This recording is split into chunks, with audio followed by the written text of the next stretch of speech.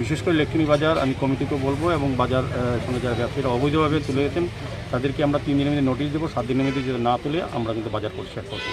সেক্ষেত্রে কোনো বাধা বা বিপত্তি কিংবা কারোর অন্যায় আবদার আমরা মানব না।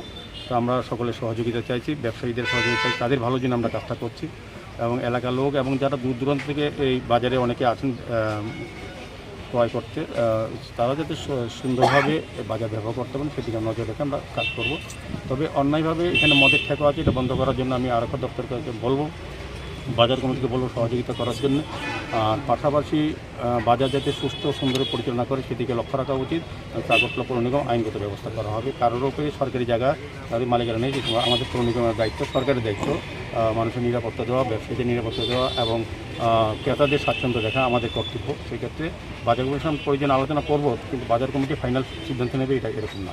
আমি জনগণকে বলবো যে রাস্তা দাঁড়িয়ে যাতে তারা কোনো জিনিস ক্রয় না করেন, তাদের জীবনে ঝুঁকি থাকে, দুর্ঘটনা করতে পারে এবং যানজট হয় শহরে। এটা কিন্তু আমাদের নাগরিকদের সচেতন হবে এবং যারা ব্যবসায় বসেন তাদেরকে যাতে কেউ উৎসাহিত না করে সেদিকে লক্ষ্য রাখা হবে।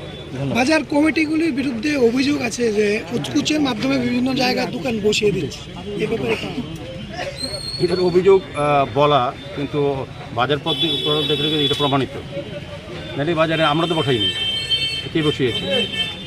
এখন যদি বলে কমিটি যে আমরা জানি না, এটা দায়িত্ব এড়ালে হবে না। কাজে আমরা কমিটিকে সম্মান জানাই কমিটির পরিচালনা করার জন্য, তার মানে এই না বাজারে যত বসিয়ে দেবে সরকারি জায়গা কমিটির কথা আমরা মানবো এরকম না। ধন্যবাদ।